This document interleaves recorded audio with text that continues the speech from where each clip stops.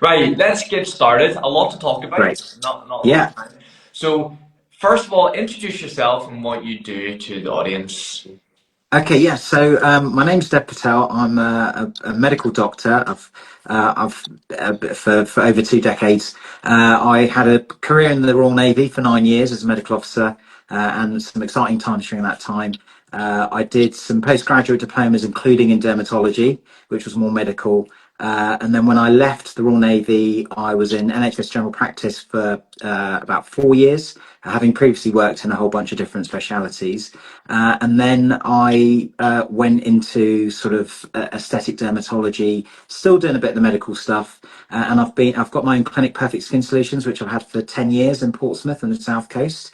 We've won over 15 awards in that time, I proudly can announce. And of course, during that time, as you know, my passion in skincare led to me launching a skincare brand called Selderma, which is still a true passion to me. Not to try and make money. I'm in more debt than I could have ever imagined, but it really is just to try and bring some change to the skincare industry. Yeah. Love it, love it. I don't love the debt, but I love everything else that you said. I guess before we go into so much that we want to speak about, I want to just briefly talk about the Royal Navy and masculinity. Yeah. What did you see in, we've both had that experience with the military kind of background. What did you see in terms of masculinity in the Navy? Because I bet you it's probably a little bit different to other military aspects of the military. I think Royal Navy's maybe the softer one. Well, that's what usually people say. You're I you can't know say you're that. you're saying this, and I'm going off to the Army Navy rugby match in a couple of weeks, which is always the highlight of the year. The softer one. This could start off all sorts of conversations. Yeah. So it's interesting, isn't it? Because as with society, let's I can't help, and many people when they hear that will think also about homosexuality and how that's been treated in the military. And I hear stories of all. I mean, it was illegal in the certainly in the military till I think even in the 1980s. I think it was, and it's amazing that that wasn't that long ago, or it doesn't feel like it was that long ago. But obviously, when the Royal Navy actually has won awards, I think, for how inclusive it is. Amazing. And I obviously being from an ethnic minority, and I was one of 64 people of Indian origin when I was in the Royal Navy. And actually, do you know what? And people can say, well, you're an officer, maybe you're treated differently. No, actually, if when I had any sort of alpha male treatment, or from an alpha male, or what I would call unfair treatment. It was actually just from young officers, idiots, who had too much gold on their shoulder and the power got to their head. And you're going to get that in every institution. Yet I didn't find the military any different in terms of how men behave. Obviously, when you stick 250, 300 men on a grey metal box at sea for 6 months, seven Yeah. months was my longest, clearly things are going to happen. And that's going to happen anywhere, in a prison, anywhere. I mean, I don't want to liken the Royal Navy to prison, but you're kind of contained in a ship. I don't feel there was anything really different. If anything, the mindset of men in the Royal Navy that I came across as patients was just typical of what I see in society. All backgrounds, all we had people from very poor backgrounds, who had never ventured out of England. We had other people who were a bit more privileged. But what I found, there was a common thread amongst all people in the military, and I think you'll have noticed that, is that there is this camaraderie. And really, people I felt were actually much more. People always said to me, they said, "Oh, don't you face racism in the military, or don't you face this in the military?" I'm like, do you know what? No. I said, actually, people see past that. You're in uniform. You're one of us, and that's it. And I'm not saying that there aren't institutional issues in any service or whatever, but I actually think that the misconceptions that people have are misconceptions, and they're actually, I know I'm not quite addressing your question, but in terms of masculinity, people think, oh, is it all just a bunch of macho bravado men? And not at all. Not, I don't think not at all. We had, I can remember talking about fashion with guys at sea talking about, at that time I was pretty rudimentary in my skincare. So I wouldn't have been talking about collagen peptides or anything else with people. But if I had, I would have got stick. Yeah. If anywhere there's banter and you'd get stick. But actually, I don't think, oh, well, that person's the military, they think like this, and that person's not, so they'll think any differently. No, I don't think that. Yeah. Okay, good, interesting, interesting. Right, so let's look into the aesthetics and skincare in general. Now, I think men, well, they probably always looked after their bodies, but maybe there's more of an emphasis on looking after their bodies more, maybe nowadays with the gym and etc. etc. What do you see about skincare? What are men like with self care around skincare routine that you've seen? Yeah, we're finally seeing men embrace self-care as a strength, not a weakness. And so whilst fitness and diet have long been acceptable for men, skincare is now catching up, I think. There was a 2023 survey by, I think it was Statista, and they showed that over 65% of men in the UK, aged 18 to 35, which was what the study was on, use skincare products regularly. Wow. Yeah, 65% of men 18 to 35. Whereas, for most of my life, it was shower gel was every gel, and then it was whatever cream I grabbed off my mum's dressing table, and it was 33% a decade earlier. Wow. So it's doubled in 10 years. And that's a cultural shift. And what's interesting is that men are not just looking for anti-aging or acne fixes. They want to feel presentable, confident, and in control. And especially as video calls and high-res cameras and make appearance part of everyday communication. Yeah. Yeah, yeah, that's really interesting. Like, I grew up, even you know what I say grew up, but even recently, probably a few Nice. years ago, I would still be called this spice boy because I was interested in my skin. I made sure that my hair was always done, different Yeah. degrees of success with my hair every day. But still, I would always make sure that I took care of myself. And people would call me a spice boy or who loves himself and things like that. And I'm always like, but I want to look good. It's not that by an arrogant thing or anything. I just want to look good. Yeah. Yeah. What's changed then? The statistics don't lie. What's changed? Yeah, so like that Spice Boy label, Rob, says it all. Appearance used to be tied to vanity or femininity, Yeah, and now we're seeing a decoupling. Self-respect is the new masculinity. love it. And what's changed? Influencers like David Beckham and even TikTok skincare guys, who are always on there, have helped normalize grooming and skincare as part of modern male identity. Surveys by Mintel, I think it was, show that 51% of men aged 25 to, I think it was 44, 45, say looking good boosts their performance at work. And that's not vanity, that's strategic self-care. And what still needs to change, I think, is the language. Men aren't looking to be glowy or dewy or radiant. They want to look fresh, rested, sharp. We have to meet them where they are. The language, it's about the language that we use. Wow. Yeah, very interesting. And now, I'm not sure if there was, so you can maybe correct me, but do you see in terms of products that are available out there for men, are there more products on the shelves that are just men orientated than there was 10 years ago?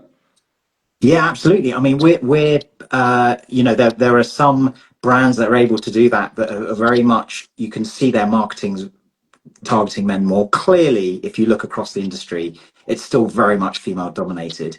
And, because brands want to get their, who's the main customer, and they've got to home in on that. A brand like mine, Selderma, where we are a genuine startup and we're cash strapped. We don't have a marketing budget. We've got to where we are through the power of our products and organic marketing, and so we have to, if we've literally got a budget of £2,000 to spend over a few months, you're going to have to target the most likely profile of person who's going to buy your product, which is still going to be a woman. But actually, our branding is very gender neutral. I've got, on my Instagram, he won't mind me mentioning his name, a guy called Simon who's done some great testimonials for us on aesthetic treatments and on Selderma. And actually, I just the other day had a patient who was in for treatment, and I said, "You are just the guy who'd be perfect for the next ad that we can do. I mean, when I say ad, it's not going to be anything really professional. It's going to be, and I said, I'd love to get you in and we can, get you using your products that you love and we can film that. So we are now wanting to actually start to target men, and doing that doesn't just mean you mention men in the caption. As I've just said in the last answer, you've got to actually change your language to Yeah. connect with men, because they don't respond to the same wording that we would use to attract women to a product or Yeah. treatment. So let's delve into that then. Marketing for men and marketing for women. What needs to be different to change your marketing so that you appeal to men instead? You say wording. What wordings Yeah, need? yeah. So I think with men, like I said, the obviously, the language is key. You keep it simple. I'm not. Luckily, I am a man saying this. Otherwise, I'd get shot, wouldn't I? But you keep it simple. You use words like performance, strength, resilience, focus, control. These sorts of words. We also lean into terms I've started using the phrase skin fitness. I Because love it is, I'm talking about skin health. So it is skin fitness, cellular optimization, regenerative, which feel aligned with how men talk about, things like biohacking or supplements. There's no problem me talking to a guy about supplements. I could say, oh, do you take this or do you take that? And so if I say it boosts collagen and reduces environmental stress rather than it gives you a youthful glow, that's it. going to land a lot better on a male audience. Okay. So yeah, I think it's the language. Obviously, it's the imagery. You need to have someone they're going to connect with, and that's the colours and everything. But I think the language is key. Okay. Now you gave me the statistics earlier. Yeah. Is there a breakdown in terms of age, of what age of men are using skin products and things like that? Do you see it is more of a newer generation, younger generation, or do you see people in the older generation embracing it all of a sudden? Um, so yeah, I mean, because of social media, TikTok, if you look at the stats, so we've now got this wave of which has brought a lot of debate actually of even very young people. Now it's focused more on young girls. I'm talking 9-year-olds, 10-year-olds, 11-year-olds looking at skincare and the pros and cons. And there's probably some lads in there, to Okay. be honest. And there's certainly teenage boys, because I've had numerous female patients who are using Selderma, GF5, retinase. Now, these are powerful anti-aging products. Okay. But the one of the selling points, and I'm not trying to overly plug Selderma, but I'm going, one of our selling points is that you can take some of our key products and actually use them for anything, Okay. because and that's the wonder of our formulations. So let's take retinase. That is one of our most powerful anti-aging formulas, but it's actually, I've got people who are putting it on their teenagers just 1 or 2 nights a week to hit acne before it even starts, like just the early bits of acne. And so actually what we've got is these people coming back saying, my son's taken my product. I've got loads of WhatsApps like that where people have said, I couldn't find my GF5 and it was in my son's drawer. And honestly, I've probably got 20 messages like that. And we have a little bit of a laugh. And one woman even said, she said, my son couldn't find it. And he said, where is it? And I said, how dare you? You took it from me. And they found out the girlfriend had taken it. Okay, and they were teenagers. So actually, because of social media and TikTok, there's a lot of interest amongst the very young. The problem is they're being fed with a lot of influencer-led, protocols, treatments, products, and that's the sad thing. So there's a lot of misinformation out there, even from suggested experts. Then you've got sort of the 20s, 30s, that there's a different motivation there, but actually there's just as much interest. And I now, 10 years ago, Rob, I had a bunch of female patients, and about when I had my first 100 patients, they're all female apart from five guys, all of them gay, Okay. right? Because they're comfortable, Yeah. right? And even my gay friends, we were talking about skincare long before my very macho mates would even mention skin, Yeah. right? Now, if you look at my waiting room, it looks like a GP waiting room. It's every profile. I've got MMA fighters to professors to you know, you name it, it doesn't matter. Every age, gender, from up to 90 plus. And not everyone comes in talking about skin, but everyone who's on social media or everyone who cares about appearance does understand terms like retinol, terms like, so you know that there's been a big cultural shift. Yeah. For some, they're very uninspired because they've used a lot of bad products. So when I mention skincare, a lot of people are like, oh no, none of it works. And I'm like, well, actually, you just need to use the right stuff. Okay. But what I say in short is that I don't think there's any particular age that there's been a surge, but social media has definitely been the increased attention to the importance of skincare. Okay, perfect.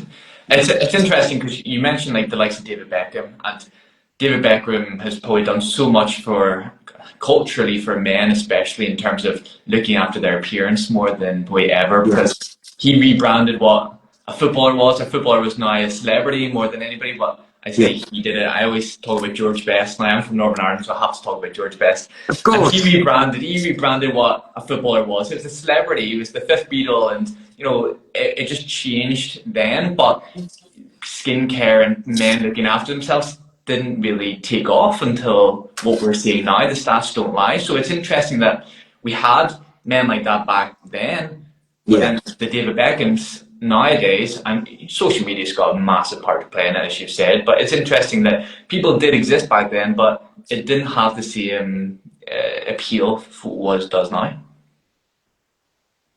Yeah, you know, I think there's a lot of pressures, you know, that because you mentioned that, you know, there's today's man is under the microscope, you know, Instagram, dating apps, Zoom calls, the camera's always on. Well, everyone is, not just men, of course, but unlike before, where looking rugged was enough, now there's pressure to have clear skin, a defined jawline, you know, thick hair, all whilst pretending you don't care, Yeah. right? And that contraindication creates pressure. Yeah. And men are still taught not to talk about insecurities. It's changing, but that's still it. And so it manifests in silence, not in conversation. And you know, I always have an assistant with me in my clinical room, like which she's my shadow basically, and I couldn't do without her. But when a man is booked in for me for a first consultation, she will just stand by the door, and I'll take one look at him, and in a microsecond make a judgment call. Does this guy need to be one on one with me? Almost certainly is. And I'll say, I'll call you if I need you, and we have a one on one. And Okay. it's amazing how their body language changes. They Okay. usually come in quite anxious and tense because they're talking about something that's so uncomfortable, you know, whatever is bothering them. And as they realize that, hey, this guy talks about this all the time, and they relax and they come out of it, it honestly feels like they've let go of a big, deep, dark secret. Wow, amazing. And then obviously as you work through their journey and you know you make, whether it's acne scarring, I saw a guy today with acne scarring, you know, got his own building firm, proper lad, you know. And I love the fact that he's in there, and we've talked about microneedling and GF5 serum, and he's all over it. And he was there with his girlfriend, he wasn't hiding it, you know, and he was like, yeah, you know, I want to do this. And he wasn't doing it for her, he was Yeah. definitely doing it for himself. We didn't really see this 10 years ago, barely. Now he's like one of three guys who came in today. Wow, that's incredible. And on the back of that, then, for what people are coming in and asking for, what is the difference between what men generally are coming in and asking for and women? What do you see? Okay, so men, the most common area, there's a couple of studies that have shown this, the most common problem men complain of is the under eye area. Okay, Um, how's mine yeah, looking? you're looking handsome as ever, Rob, handsome as ever. But you know, we lose fat from this area, it slides down, we get this fat deficit, we get pigmentation, we, even when we use sunscreen, people tend to neglect this area. We get thinning of the skin, and it's already pretty much the thinnest skin on your face. And blood pools there, and that leaks out, and that releases pigment that causes darkening. So, and we 90% of my gaze when I talk to someone is at their eye area. So, you know, have you ever had? I've had it where I'm not tired, but someone says, "Oh, you look a bit tired," Yeah. right? And you're like, "Damn you," you know, and it really gets you, and it does bother people. So the eye area guys do notice. Unfortunately, they sometimes leave it a bit late, and we have to do quite a lot. But there are things we can do. We can definitely take. I mean, the average 40-year-old guy comes in. We can pretty confidently say to them, we'll take 10 years of skin age in Wow. terms of appearance and actual health of that skin, at least of their skin. And if they're older, more. And we've got the technology to do that. And so that's men. Whereas with women, I'd say the most common complaint is lower face and neck sagging. Okay. And yeah, this area. They'll often, men never. I can't remember the last time a man came in and said, "Can you do this for me?" Actually, I did have one 2 weeks ago, but apart from him, whereas ladies, I've had two women today say, "Can you do that for me, please? Can you do that for me?" So I think laxity in women is probably the most common thing. In men, it's very, very targeted, very focal. And they'll say, I don't care about this, don't care about that. That's what I care about. And that's what they're seeing. And interestingly, men's language that I've noticed, men's language tends to be very direct more of the time. And if I say, do you want me to make you look younger? They're like, yeah. Most women who come in, so my average female patient is 45 to 55. Okay. Every day I hear this statement. I don't want to look 21. I just want to look a bit fresher. And my response is things like, so if I make you look 10 years younger, are you going to put a complaint in? Well, no. I don't mean, I said, you know what? You could wake up looking any age younger than you are now and you're going to be happy. And I say, you're lying to yourself, really. You're the wording that you're comfortable with is that you Yeah. want to look fresher, Yeah. and that you don't, because I think it feels more to them like it's a vanity statement, Yeah. yeah, or that they're not comfortable with their age. But the reality is, what does it mean looking younger? It Yeah. is that you look healthier. You're more, and I say to people, I say, look, you can use whatever language you want. I want to look hotter, sexier, more successful. But ultimately, my aim is the same with whatever you ask for, which Yeah. is to make your skin health healthier, better. If I do that, you'll look younger, you'll look fresher, you'll look more radiant, you'll look whatever word or descriptor you've used. Yeah. I'm going to deliver that for you. So that's really what we're doing. And what I get people to do, I say, you use whatever wording you're comfortable with. We need to agree that we're going to make your skin cells healthier and also work on the underlayers, structure, support, etc. And then you're going to present yourself in the freshest way possible. And there's plenty. I lecture on the psychology of attraction, Robin, and people like to think in the modern day that, and it's uncomfortable with people's morals or social or religious beliefs that we say this, but we have not evolved over thousands of years. You cannot change our biological evolutionary programming in one generation, where now suddenly you can't say this and you have to say that and you have to be politically correct. The fact is, we still judge people in that first tenth of a second on their appearance, right or wrong. Yeah. That is what we do. And so there are plenty of studies to show that you can make micro adjustments that you and I wouldn't detect on a photo if we looked. And it will influence how people think about that individual in terms of how successful they are, how trustworthy they are, how financially secure they are from Wow. appearance, from a Yeah. photograph. So that is actually what my job is. When I say to people, I say, I am going to create lots of subtle, covert changes. Even with skincare, we can do this, that manifest in an undetectable and yet quite significant positive change, that when you walk into a room, you feel more confident, which in turn makes people more attracted to you as an individual. Yeah. But also, when we look fresh and healthier, we know people treat us better, full Yeah. stop. And that's what we're there for.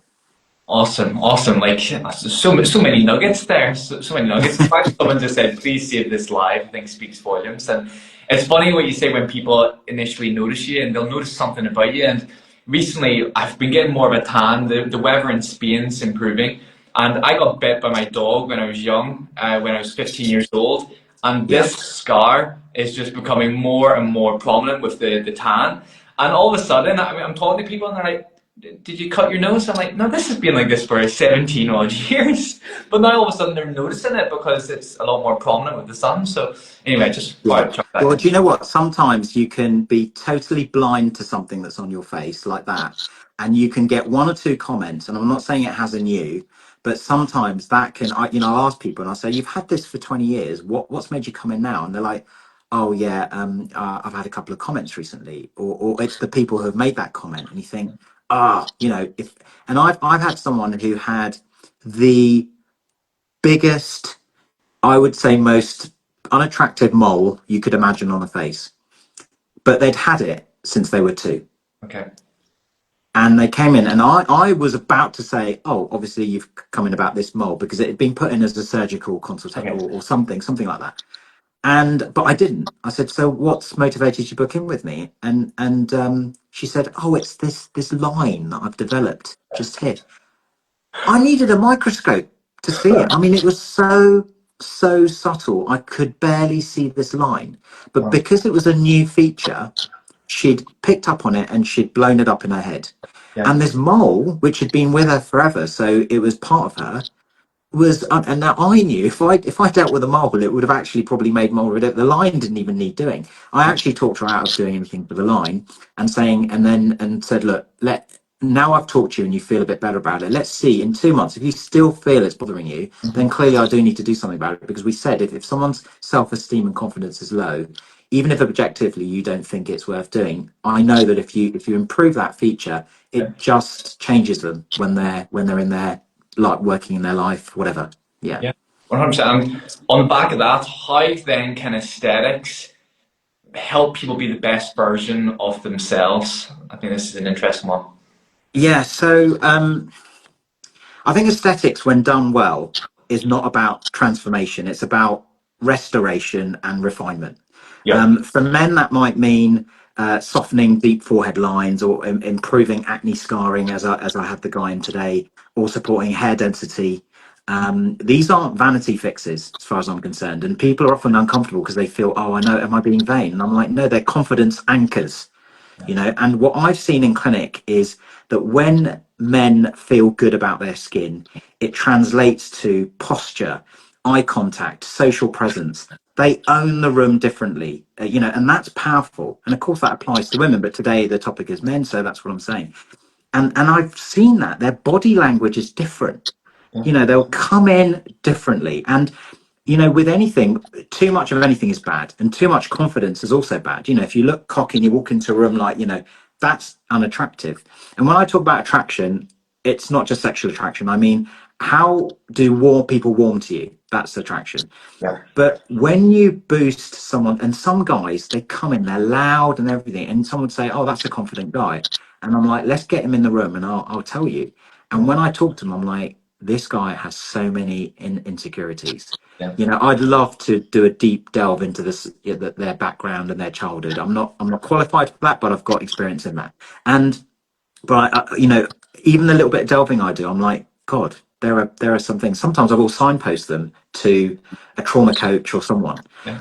But actually, when we go down to it, they're actually lacking a lot of confidence from within and self-esteem. And when we do little things, it makes such a difference. You just see a different. You see almost a softer side to them come out. A more sensitive side actually comes out. Partly because I think they've been talking to a guy who is bringing that soft side out of them, because that's how I talk to them. Yeah. So yeah, anyway, that's for me, it is positive as long as it's done right. The problem is, so many people are mistreated every day. In fact, I would go as far as saying is that there are probably more, particularly when it comes to injectables, there are more people being mistreated today in the UK than there are people being treated properly. Wow. Yeah. So of course, because we have no law, people say there's there's no regulation. So if there's no regulation, there's even nothing in the law to stop you doing surgery, Wow. Rob, tomorrow on someone, right? Happy days. So no, there isn't. Even I didn't know that until recently. So actually, of course, there's going to be a lot of mess ups walking around. Exactly. I've had over the time about 6 applicants for my clinic who, at interview, I've said clearly to them that I need to speak about something, and I said, I will have to dissolve your lips if you Okay. want to come and work here. I Wow. just say it straight, right? I have done a check with HR people on this, right? Because we work. Can you imagine the effect that person would have on that next person walking in? They're like they're going to run a mile. They're like the whole point of me coming here was that I'd look undetectable but better. So the fact is that there's so many bad results out there actually being promoted as good results Yes. that guys are also on social media. They see this and they're going, oh my God, I'm not going. You know, it takes the average person 2 years from thinking about coming to a skin clinic like mine to actually walking into that clinic. 2 years. 2 years. It Wow. probably, yeah, it probably takes guys longer. And Okay. so actually, when they do come in, I'm like, well done. I say, I'm not patronizing you here, but well done for even getting in this chair because you've managed to achieve what many men want to but won't. Yeah. Yeah. And you've sat in a waiting room full of some women perhaps or whatever. And I mean now it's different. But the fact is that if they make that first step, it is powerful how it can impact. One young guy once came in and said, I said, why are you in? He was 20 something. And he said, I've got a job in the city in a couple of weeks' time, and I want you to increase my chances of success in that interview. And I Brilliant. said, wow, what have you been reading? Because I can do that. I can increase your chances. And of course I did, because we know the more, the healthier you look and the more masculine your face, Yeah. right or wrong, it's a fact, your chances of getting a job, particularly in that environment, are higher. I've had women 60 who said, I'm going for a job, a high level corporate job. I know who I'm competing against. I'm sagging, my eyes look tired. I need to have the best chance because I know what I'm capable of, but I know what I'm going to be judged on, subconsciously or otherwise. That is the fact. And that's what we do. We transform them into a more healthier looking individual so that the real meat of what matters inside comes through in the interview and people aren't distracted by a tired looking person. You know, that's it. And and do you think men feel safer coming to someone like you than a woman potentially because they've got that man-on-man vulnerability there that they can speak openly about, or do you think it doesn't matter? Yeah, no, I don't. I don't think it. I think for women, because I've asked loads of female patients this over the years as well, and and actually, I don't. You know, the bulk of my patients are still women, and I am not bragging here, but about a quarter of my patients do travel more than 2 hours to get to me, and they've passed a lot of female practitioners. So I don't think for women that is an issue.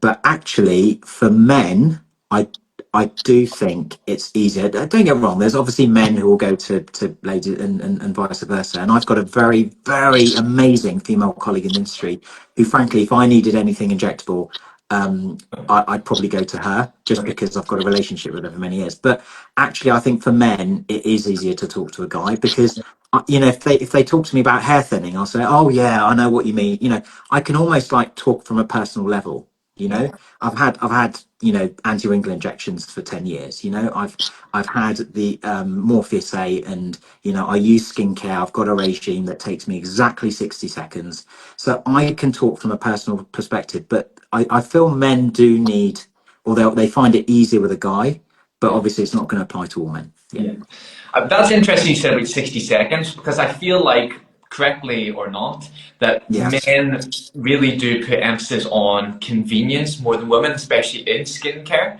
Do you think that's right or am I making it up? So sorry. Say that again. Say again, please. Do you think that men are more interested in convenience when it comes to skincare? They Yeah. want their skincare to be quick, fast, get it done, and that's it. Where women maybe they don't mind taking a little bit more time with it. Do you Yeah, think? absolutely. And you know, of course, when we generalize for anyone watching, and you know, there might be a woman saying, "No, I need it quick," and a man saying, "No, I can." But yeah, if we're going to pick a common theme between the two genders, absolutely, the men, even in my room, most men, when I'm trying to go through a consent form, they're like, "Yeah, yeah, yeah. Where do I sign?" I'm like, "No, you need to hear this bit." They just want to get on with it, right? Whereas ladies have got a bit more patience overall, and will go through everything. And I do feel, you know, for women, I think they're more and more being bred into this culture of self love and a whole ceremony over it. You know, of actually I'm giving 5, 10, 15 minutes of my nighttime routine to myself, self love. Yeah. For men, if you said give yourself some self-love, they're like, what the hell are you talking about, mate? What's this self-love business? So, but of course, I've got female patients who are high level, or busy mums. They've got young kids, and they're like, I've barely got time to brush my hair in the morning. So they may also want it, but overall, men do want something quick, easy. And I don't know if it feeds into the fact that if they spend too much time, they're still uncomfortable with that. Do you know what I mean? There's still something there that's saying, "Oh, I'm faffing with myself too much." So that is partly what I put into Selderma. I was like, you want one product, you Yeah. want a single product that is going to compete with J Lo's, you know, 10 product regime. She can use unicorn semen or whatever else. Like, I'm not, she doesn't actually. I always say that, right? Whatever. Okay, it doesn't matter. I can get you to use one product, and you'll pretty much get the same outcomes that someone who's using 5, 6 from another range can get. And that it was partly designed because of me. I haven't got the patience to Yeah. do multiple things. I want something quick and easy. But of course, if someone says no, I do want 3, 4 product regime, well, they're going to take their skin to an even higher level. Yeah. Yeah. So, one of the last questions: why are men still reluctant to come to you? Do you think? What? Yeah. What? Well, it's still we talked about a cultural shift, and we're still on this shift, aren't we? And there has been a big change in 10 years. I think, especially older men or those in traditionally masculine roles, there's still a fear of being judged or appearing vain. When they do come in, they often say, I wish I'd done this sooner. I often I've said that earlier. And the key, I think, for us as skin industry practitioners is, offering privacy, professionalism, and precision. They want to know you won't overdo it, and they want a treatment plan, not a pitch. Yeah. And that's what I say, obviously, what's bothering you? And then I actually have a long discussion on effectively saying to them, whatever's bothering you, I know what you actually need. And this is the big shift. Like, I used to work in general practice, Rob. And in my dad's day, he was a GP. He just decided what the patient needed, right? This is what you need, boom, done. Now, you know, with there's got to be a two. I'm not saying it's a bad thing, but there's a two-way conversation. They've looked up something on Google or Chat GPT, God forbid, and there's a whole two-way and all the options. And now, what would you like, and what are the pros and cons? And you've got to do that in 7 minutes if you're a GP, right? In aesthetics, I've actually gone the other way. So 10 years ago, the patient came in and said, "This is what I want," and we were like, "Yeah, right." And you look back at those photos and you think, yeah, they didn't look that good, even though they were happy. Now they're coming in saying, yeah, I want my lips or I want this. I'm like, okay, I can see that.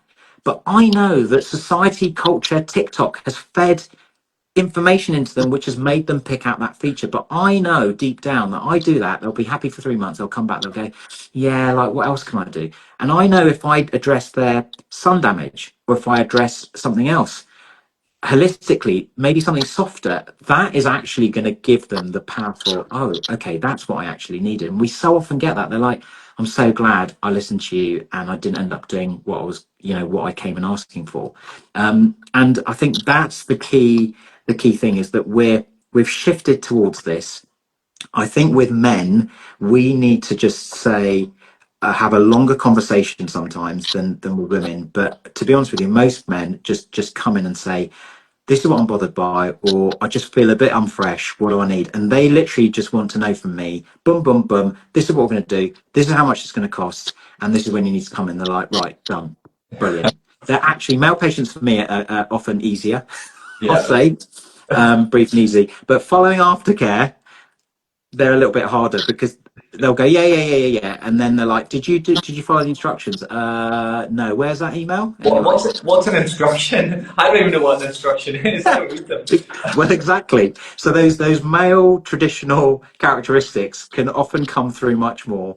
And as I want to stress for anyone listening that some of the things we've said apply to women, and some of the things that that we've said don't apply to all men. Of course, that's the case, but there are definitely common themes. Definitely, yeah. I bet. I bet. Last question. We could talk about this all day, but last question. What's one thing that you wish men understood about aesthetics? Um, that it doesn't, it shouldn't. in a negative way change your identity. That it really is, if you're just thinking about making you more successful done the right way. And when I say successful, people think, oh, it's about earning more money or this. It's about everything. Success is happiness in your relationships, meaning that you're a better father to your kids, meaning that you're more patient and sensitive to your partner's needs. It can be lots of things. And I say that is all success, right? That is success. And if aesthetics is done in the right way, whether it's working on someone's pigmentation, working on skin laxity, whatever, a scar, a mole, it doesn't matter.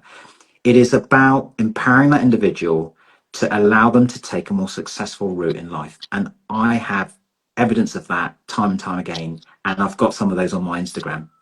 Love it. Yeah. Love it. What a place to end. Honestly, thank you so much for this conversation. I'm sure people love it. And as I said, we could speak all day about it. So, but yeah, I really appreciate it. Thank you so much. Thanks for inviting me, Rob. It's been a pleasure. Thanks for all you're doing as well. Great. And anyone who doesn't subscribe to Rob, do it. Yeah, thank you. Thank you. I need to All get you right. on more often. Thank you so much. See you later, mate. Bye All bye. right. Thanks very much. Bye.